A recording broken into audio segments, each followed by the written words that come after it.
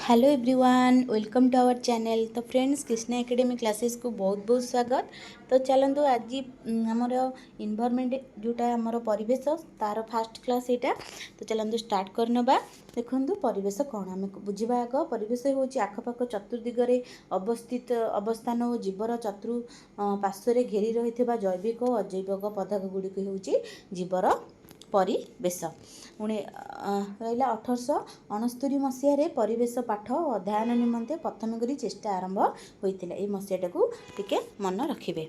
प्रथम थर पर चार्ल्स डार्विन निज पुस्तक ऑरिजिन ऑफ स्पीसीज रे 1859 जीवजगत एवं पारस्परिक अवस्था और परिवेश सहित संपर्क अवतरण करिसेंती। एटा भेरी भेरी इंपोर्टेंट। एटा आमर ओएसएसटी रे प्राय क्वेश्चन पड़े साइंस रे बहुत थर पड़ी। तापर देखिबा 1840 रे राल्फ एमरसन मनीषर व्यावसायिक बा लाभखोर आचरण ही दिने परिवेश को ध्वंस कर दिए बोली एटा ही से कही। आउ रहिला अमेरिकार महिला जोटा कि राकेल कार्सन निजर पुस्तक साइलेंट स्प्रिंग व्यापक कीटनाशक व्यवहार द्वारा परिवेश क्षयक्षति संपर्क में सूचना देइथिले। तो एगुड़ाक ना टिके मन रखिदेवे। तो पढ़ार बहुत संभावना अच्छी, बट एत भी इम्पोर्टाट नुह। तापर देखिए परिवेश को दुई भाग विभक्त कर गोटे प्राकृतिक परिवेश आ गोटे मानवीय परिवेश।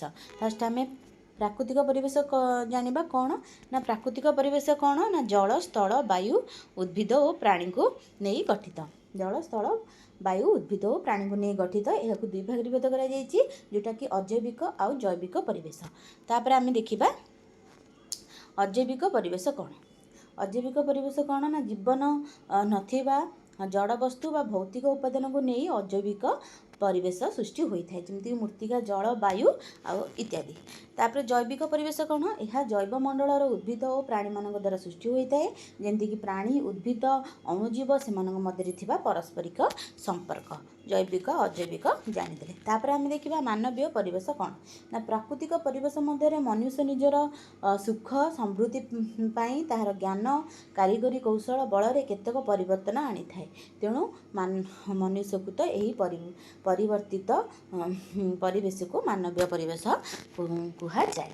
प्राकृतिक और मानवीय परिवेश परस्पर को प्रभावित करिथांती और संपूर्ण परिवेश सृष्टि होता है।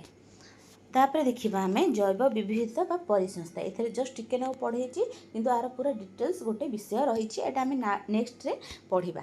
तो देखंतु फास्ट कौन रहउची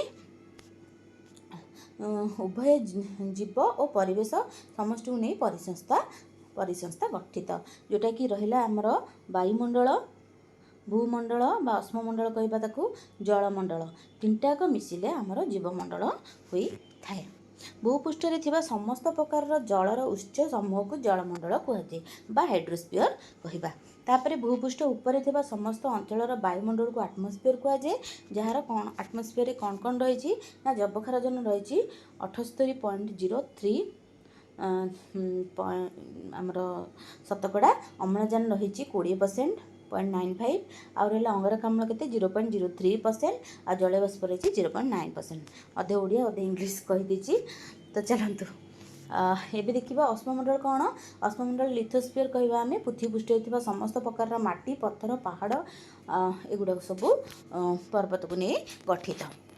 एटा देखिबा 1920 मसीह रूसिया वैज्ञानिक व्लादिमिर इवानोविच आउ भर्डिक्स प्रकार कले एक जैव मंडल केवल जीव मानकर सृष्टि नुहे बरम यह समग्र जीवजगत और सेथि सहित संलग्न परिवेश को बुझाई थाए। तापर देखिबा परिवेश उपादान को कौन कह कंपोनेंट्स ऑफ इन्वायरमेंट। या चारि भाग भेद कर जोटा कि वायुमंडल बायुमंडल अस्ममंडल आउ रहा आमर जैव मंडल जोटा कि आटमोस्फीयर हाइड्रोस्फीयर लिथोस्फीयर आउ बायोस्फीयर। किंतु आज आम पढ़ा कौन ना वायुमंडल। नेक्स्ट रे पढ़ा आम वायुमंडल, किंतु वायुमंडल आज सारिदेवा। तो वायुमंडल कौन आटमोस्फीयर कौन ना पृथ्वी को घेरी रही विभिन्न स्तर गैसीय परिवेष्टि को नहीं वायुमंडल गठित होता है। वायुमंडल रही विभिन्न चक्र तथा अम्लजान चक्र जबखारजन चक्र अंगारकाम्ल चक्र जल चक्र इत्यादि जीवजगत उपर यथेष्ट प्रभाव पकई थांती। यही वायुमंडल पृथ्वीपृष्ठ को 1000 किलोमीटर ऊर्ध्व पर्यंत परि व्याप्त। यही वायुमंडल परिसंस्थार प्रधान अंग एवं जीवन पाई अत्यंत उपादेय। तेबे वायुमंडल नथिले कौन होता है ना प्रथम तो दिन में तापमात्रा खूब अधिक होता और राति खूब कम कारण बिना बाधा सूर्यकिरण सीधा पृथ्वी पड़ी था फल जीवन प्रक्रिया संभव नुहे। द्वितीयतः कौन ना वायुमंडल होउची अंगारकाम्ल अम्लजान उच्च आलोक संश्लेषण प्रक्रिया रे अंगारकाम्ल दरकार होता बेले प्रत्येक जीवक कोष पाई अम्लजान दरकार। अम्लजान आमर दरकार हुए आ रहा कौन यार अभाव प्राणीकर मृत्यु मुखरे पड़ी था। तापर रहा चाप और तापमात्रा परताम्य दृष्टि वायुमंडल को 5टी मंडल में 5टी स्तर में विभक्त कर गोटे रहा ट्रोपोस्फियर स्ट्राटोस्फियर मेजोस्फियर आयोनोस्फियर आउ एक्सोस्फियर। तो देखिए आम फास्ट ट्रोपोस्फियर क्या कहुए यह वायुमंडल सबुठारु तल स्तर और पृथ्वी पृष्ठर सहित लगी थाए तेणु यही स्तर जीव जगत पाई सबुठारु गुरुत्वपूर्ण स्तर। यही स्तर में घटुवा पाक परिवर्तन जीव जगत को प्रभावित करि थाए। सूर्यंगर ताप भूमि को उत्तप्त करने द्वारा यही स्तर में वायु उत्तप्त होता है।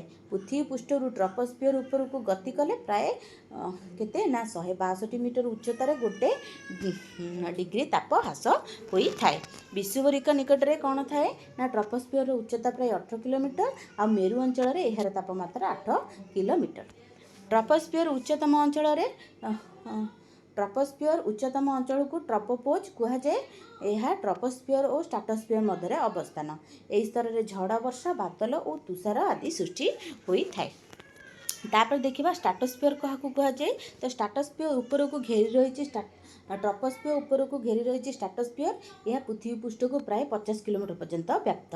यही स्तर में जलीय बाष्प धूलिकणा न थाए एठारे बादल और झड़ न थाए तेणु यही स्तर जेट उड़ाजाहाज जहाँ उड़ाइबा पाई उपयुक्त होता है। प्राय 20 किलोमीटर पर्यंत यही अंचल तापमात्रा कौन परिवर्तन देखा जाए ना तेणु यही अंचल को समताप अंचल बा आइसोथर्माल लेयर कहुए। तापर देखिबा कौन ना यही अंचल में कौन रही है ओजोन स्तर थिबारु 20 किलोमीटर ठारू 50 किलोमीटर पर्यंत तापमात्रा वृद्धि अनुभूत हुए। यही स्तर ऊपर अंचल में ओजोन स्तर रही यह पृथ्वीर बास करुवा जीव जगत को सूर्यकिरण ठारू आसुवा अति बैगणी रश्मिर कुप्रभाव को रक्षा करि थाए। ट्रोपोस्फियर और मेजोस्फियर मध्य रही अवस्थान अंचल को ट्रोपोपोज कहुए। एटा इम्पोर्टेंट बहुत। तापर आम देखा मेजोस्फियर कौन ना मेजोस्फियर हूँ भूपृष्ठर 80 किलोमीटर पर्यंत व्याप्त। यही अंचल ऊपर को गति कले तापमात्रा धीरे धीरे ह्रास पाई थाए। एठारे तापमात्रा प्राय विजुक्त केते 90 डिग्री थाए तेणु यार वायुमंडल सबुठारु शीतलतम स्तर। वायुमंडल यहाँ हूँ शीतलतम स्तर। यहाँ परीक्षा आसो मेजोस्फियर कहे तो मेजोस्फियर और आयोनोस्फियर अवस्थान अंचल को मेजोपोज कहुए। एठार तापमात्रा प्राय 100 डिग्री रही थाए।